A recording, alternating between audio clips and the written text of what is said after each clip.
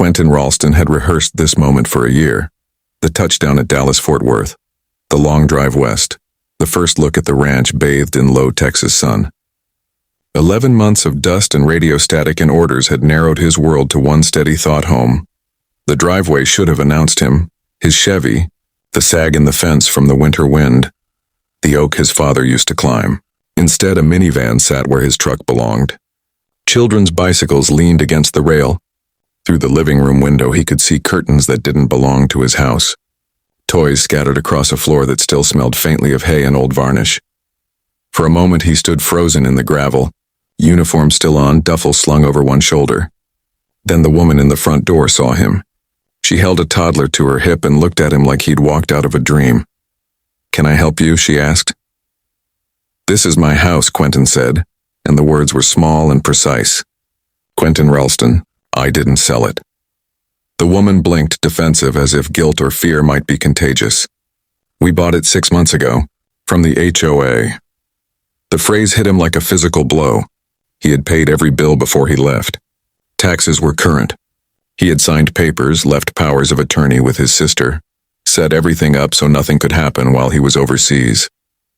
He'd stared down bullets and rigged checkpoints. He'd never imagined coming home to find strangers living in his father's house. He walked away from the porch slowly, boots crunching on crushed limestone, every muscle humming with a different kind of fury. He called Luis Navarro, an old friend and the deputy who'd grown up 2 miles down the road. Luis answered on the second ring, voice thick with sleep, until Quentin said his name. "They sold my ranch," Quentin said. "Don't go confronting anyone," Luis said before Quentin could. "Bring whatever paperwork you got. Come to the station. We'll look into it." Luis's calm was steadying. Quentin did not want to be the soldier who came home and made a scene. He wanted the house back. At the HOA office the next morning, Sylvia Brenner watched him approach as if she'd expected him, as if LB in some private map of the neighborhood, she'd already penciled him in. Sylvia was the kind of woman who never wasted a glance. 61 exact, the president of the association for longer than some of the homeowners had lived in town. She wore authority like a tailored jacket. "Why are you here, Mr. Ralston?" she asked. "You sold my ranch," he said. "We sold it after repeated violations and delinquent dues," she corrected. "You abandoned the property." He told her he'd been deployed. He told her he'd paid. She smiled like a judge who had already handed down the verdict. "The records show otherwise," she said. "If there's a dispute, go to court. We did what was necessary." It wasn't the answer Quentin wanted. Worse, it sounded practiced. Sylvia's veneer of procedural righteousness scraped against his nerves. He smelled the confidence of someone who believed the law was on their side because they had spent a lifetime learning how to bend it. Luis, meanwhile, had already been poking through county records. At the sheriff's office, he slid a sheaf of copies across the desk. "There's a recorded transfer," he said. "Signed off by the HOA. Your signature isn't on any of it. They had pushed it through as a lien foreclosure, claiming unpaid dues and violations." The numbers, Luis said, didn't add up. Dues had ballooned with interest and penalties that made no sense. Notices listed repairs that Quentin had never been asked to approve. The receipts Quentin had carried back from deployment sat in the folder on his knee like small rectangles of truth. "You were right to come back," Luis said. "We've had complaints, but nothing stuck. People either paid up, settled, or walked away." Quentin did not plan to walk away. He slept once at his sister Emma's in Mineral Wells and ate chili until the tension in his shoulders eased enough to think. Emma, 5 years older and twice as stubborn, refused to let him talk about it alone. "They sold Daddy's land?" she said, spoon hovering. "Over my dead body." He spread his receipts across her kitchen table, everything meticulously kept. Canceled checks, tax statements, letters from the bank. A power of attorney notarized before he shipped out. They made a solid, inconvenient truth. Captain Renee Whitfield of the Judge Advocate General's office leaned over those papers the next day and nodded. "This is covered by the Service Members Civil Relief Act," she told him. "It exists for exactly this sort of abuse." She also warned him legal remedies were powerful but slow. HOAs that ran scams were patient and practiced. They leaned on people who were easy to push aside. But Quentin had the advantage of being present and prepared. If there was a pattern, Whitfield said, they would expose it. The pattern emerged faster than anyone had predicted. Within 48 hours, Luis lined up 2 more victims. Franklin Ortega, a mechanic who stared at his coffee in a diner and said, "They said I owed 10 grand, and the Holbrooks," retired teachers who described lawn maintenance violations ballooning into court orders. Every story carried the same smell of careful planning, sudden fines, notices that arrived too late, judges who signed off on paper that smelled of legitimacy. Each meeting tightened Quentin's resolve. He had come home to reclaim more than a house. He had come home to defend a legacy his father had passed on. The idea that land mattered not just as property but as memory. The ranch had weathered drought and bad markets. It had not expected greed from its own neighbors. Back at the motel, Quentin lay awake beneath a ceiling fan and thought about the woman with the toddler in his living room. She had been frightened, not cruel another pawn. That made it worse. If Sylvia and her board had engineered something like this, they'd built a machine that preyed on people's confusion and fear. They used the system's rigidity against the very people it was supposed to protect. Captain Whitfield set the wheels in motion. Complaints were filed, motions drafted, notices demanded. Luis dug into the HOA's minutes and financials. Emma photographed every corner of the ranch as evidence. Franklin and the Holbrooks spoke up, reluctant at first, then with rising anger as the pattern became undeniable. They found more names. Voices joined. Quiet courage swelled into a small chorus. Neighbors who'd lost homes, people threatened with eviction over phantom repairs, families who had emptied savings to meet fabricated debts. Each story was a match. The pile of grievances became an inferno. Sylvia acted like a woman who had not been surprised. She brought lawyers with tidy suits and practiced lines about due process and community standards. Newspapers sniffed at the scandal. The courthouse filled with faces that had the look of those who'd been wronged and the steel of those who aimed to be vindicated. The legal battle was ugly and bureaucratic and, at times, petty. Hearings postponed, affidavits contested, technicalities parsed by attorneys who argued over commas as if entire lives turned on punctuation. But the evidence, the payments Quentin had preserved, the irregularities Luis found in the HOA ledger, the dozen families with eerily similar stories, began to tilt the scales. On the day the first preliminary injunction froze the transfers, Quentin stood on the porch of his father's barn and watched the sun split the horizon. He felt a rib of satisfaction, but also something colder. The knowledge that winning a case didn't erase the months a family had been displaced, the anxiety Sylvia's board had sown, the way ownership could be taken by strangers at the edge of legitimacy. Still, the victory mattered. Not just for him, but for every neighbor who had been told the law was immovable. He thought of Captain Whitfield's calm assessment. If there's a pattern, we'll find it. If it's fraud, they'll answer for it. Quentin had come home to fight not with a rifle this time, but with paperwork, witnesses, and patience. The ranch smelled of old hay again, and for the first time since the plane had landed, Quentin let himself breathe as though he'd earned it. Whatever came next, trials, appeals, the slow justice of courts and public scrutiny, he would meet it. Sylvia had underestimated the cost of targeting a soldier who had learned to see what was worth defending. The machine had a wrench thrown into its gears. Quentin yanked his phone from his pocket and thumbed a quick text to Luis. "This isn't just my fight, it's everyone's."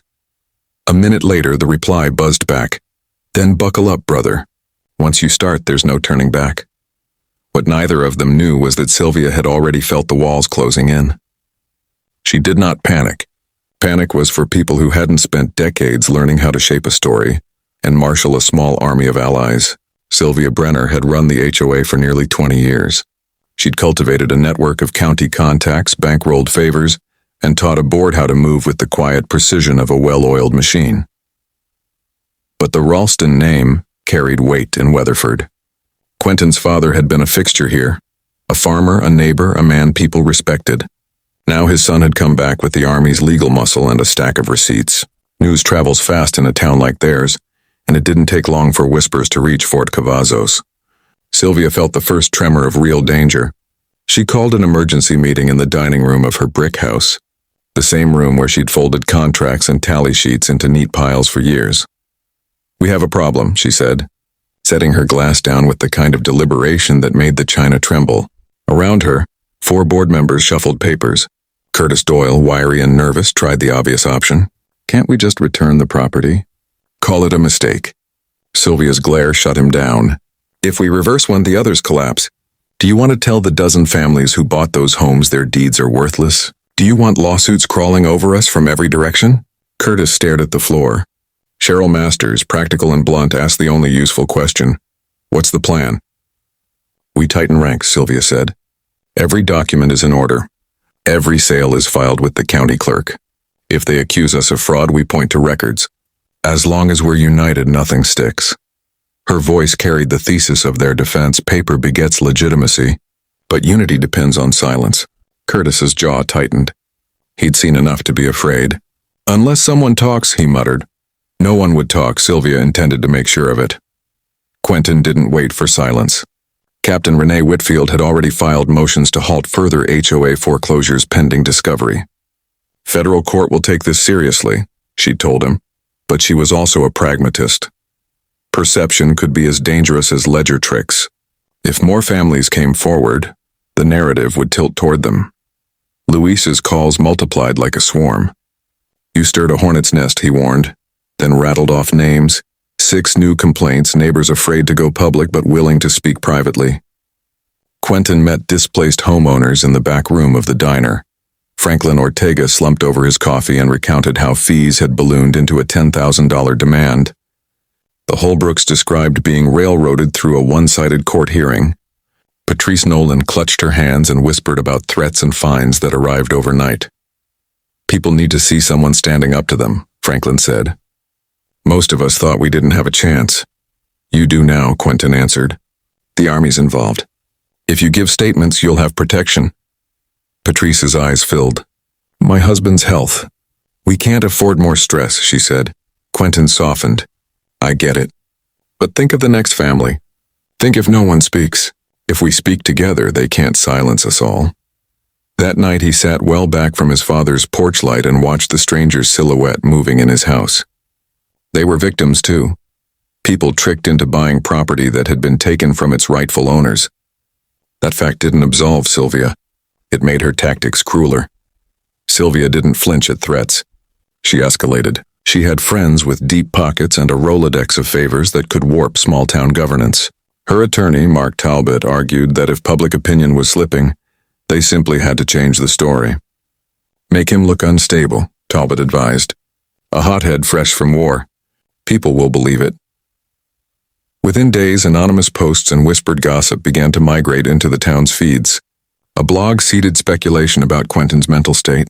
Someone suggested he'd had a history of violence. An old acquaintance asked him whether he was coping after everything overseas. The smear campaign was surgical, designed to tug at the cord of public sentiment and, if possible, nudge judges toward caution. Quentin felt it like a sting. He slammed into Luis's office and slammed the door behind him. They're trying to paint me as unhinged, he said. Don't take the bait, Luis said. If she can't beat you with rules, she'll try to beat you with rumors. Captain Whitfield called that night, calm and methodical. We'll file for discovery next week, she said. We'll pull internal records. If they've been manipulating finances, it will show up, and not in their favor. Proof, not rhetoric. That became the mantra.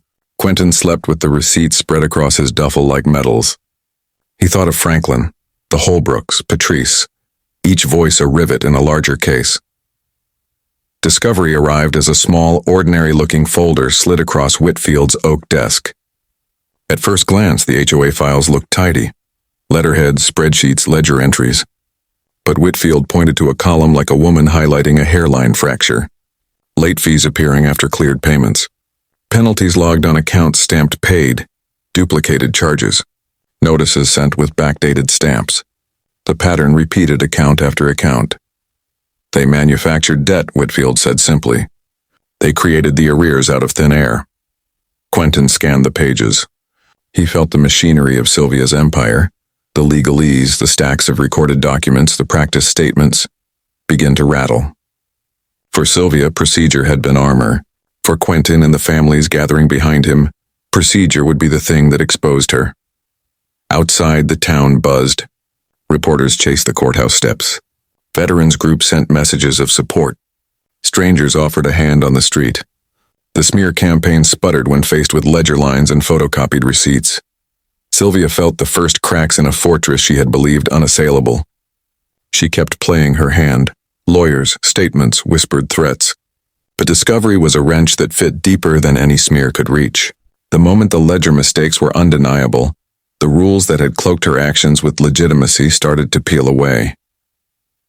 Quentin stood on his father's barn porch as dawn pierced the horizon. The injunction had held. Foreclosures were paused. Discovery had begun to reveal the truth. The fight ahead would be long. Hearings, counterclaims, appeals on, and not every day would end with a photographable victory. But the machine she'd trusted to run the neighborhood's quiet power had a wrench in its gears now. And Quentin, who had once defended strangers in distant sand and barbed wire, was home to see the damage done and to make sure someone answered for it. Quentin closed the folder slowly, the proof heavy in his hands, and that evening he met Louise at the same diner where it had all begun. They slid into a booth in the back, the clink of silverware and low hum of voices around them, and Quentin spread the folder across the table. Louise whistled low, shaking his head. Well, I'll be damned, they cooked the books and now we can prove it. He leaned back, eyes darkening. You realize what this means? It's not just Brenner. The whole board's implicated, maybe even county officials if they looked the other way. Quentin felt the weight of it all settling in and muttered, Good, let it burn. Meanwhile, Sylvia Brenner sat in her office, stiff-backed with her attorney Mark Talbot at her side. Talbot's jaw was tight as he said, This doesn't look good. Sylvia waved him off with icy precision. It's paperwork. No jury will dig through thousands of lines of numbers. Talbot glared. Don't be naive. The Army lawyers will break this down in plain English. They'll show it's fraud. And if that happens, you're not just losing the case, you're facing charges. Sylvia's pen stilled in her hand before she muttered, Then we bury it. Curtis Doyle handled most of the finances. Let him take the fall. But Curtis Doyle had already begun to break. That same night, his voice shook over an anonymous call to Louise Navarro. I can't do this anymore, he confessed.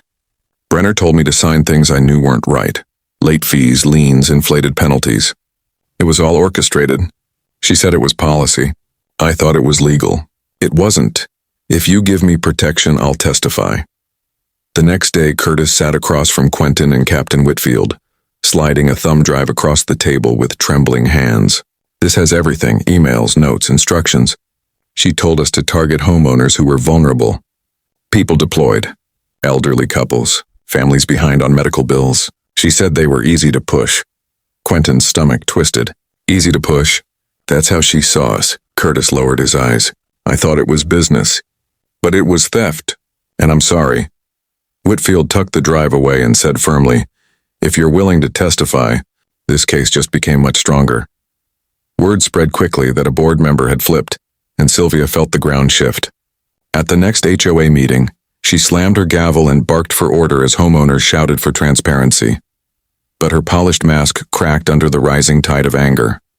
Later she sat alone staring at her ledgers, realizing for the first time that Quentin Ralston had returned, not just with a uniform but with the one thing she had never accounted for. Truth, backed by proof. By midsummer the scandal had outgrown Weatherford. Federal investigators from the Department of Justice arrived in plain suits and quiet authority, combing through years of records, bank accounts, and property transfers that reached beyond a single county.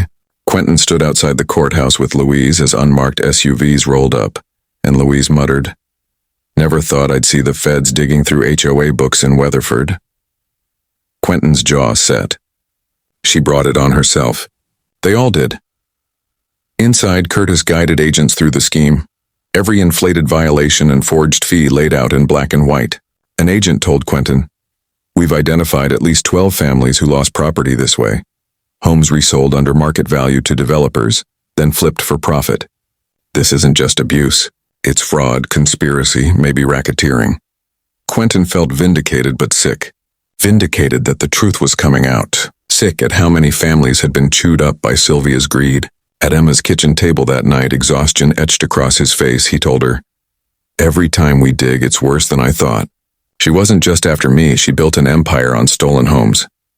Emma's voice was steady but fierce. Daddy always said land shows you who people really are. Some guard it, some exploit it. Quentin gave a tired smile. Guess we know which one Sylvia is. Across town, Sylvia sat with her attorney and the last loyal board member, and Talbot's tone was cold. The DOJ is circling. If they press charges, you could be looking at prison. Sylvia's voice cracked with rage. Prison? For enforcing bylaws? I built this neighborhood. Those people should be thanking me. But for the first time, her bravado rang hollow. Then came the call from Captain Whitfield. The investigators want you to testify in Washington. Your case is becoming the centerpiece of a national inquiry. Quentin rubbed his forehead. I didn't sign up to be a symbol. Whitfield's reply was calm. You didn't, but you became one. And symbols matter. The next hearing overflowed with reporters and veterans waving flags. Sylvia arrived in a black sedan, sunglasses shielding her face as booze followed her inside. Captain Whitfield presented the federal findings. Fraudulent ledgers, forged penalties, coordinated sales. The judge's expression hardened. Sylvia tried to hold her composure on the stand, but the emails and memos left her exposed. Quentin watched, not with joy, but with resolve. This wasn't about humiliating her, it was about justice. The courtroom was packed the day the ruling came. The judge's gavel struck once, and his voice carried across the chamber. The foreclosures carried out under the direction of Sylvia Brenner and the Homeowners Association were fraudulent, predatory, and illegal. Titles will be restored to the original owners. Furthermore, Mrs. Brenner and complicit board members are referred for prosecution on charges of fraud, conspiracy, and abuse of power. The room erupted. Families cheered, neighbors embraced, reporters shouted questions. Quentin sat still, chest tight, until Emma gripped his arm and whispered, "You did it." He shook his head. "We did it. All of us." Sylvia was escorted out, jaw clenched for the first time, no longer in control. Outside, Quentin raised his voice to the crowd. This wasn't about one ranch. It was about every family told they didn't matter. Today proves they do. Applause thundered, veterans saluted, families wept. Dignity was restored. In the weeks that followed, charges were filed. Curtis Doyle entered witness protection, and the story sparked national debates about HOA abuse. Quentin worked long days at the ranch, mending fences and clearing brush, strangers stopping by to thank him or ask advice. One evening, as the sun dipped low, Emma sat beside him on the porch swing. "You've become more than a soldier," she said. "You've become a voice for people who never had one." Quentin gazed over the land. "I never wanted to be a symbol. I just wanted to come home." Emma smiled. Sometimes coming home means fighting for more than yourself. He thought of the Holbrooks, the Ortegas, Patrice Nolan's children asking if they'd ever have a backyard again. And he knew Emma was right. The fight had been long and brutal, but it ended with justice. Families had their homes back. The board scheme was shattered, and the message was clear. No one was too small to matter. Silence lets injustice grow, but one voice backed by truth can tear it down. And when another veteran called weeks later, threatened with foreclosure while deployed, Quentin didn't hesitate. He picked up the phone, ready to stand beside him, because this fight was never about one ranch in Weatherford. It was about making sure no soldier, no family, no neighbor ever came home to find their life stolen again. And as he leaned back on the porch swing, watching the fireflies spark in the dusk, Quentin finally felt peace. He had come home not just to his land, but to his purpose.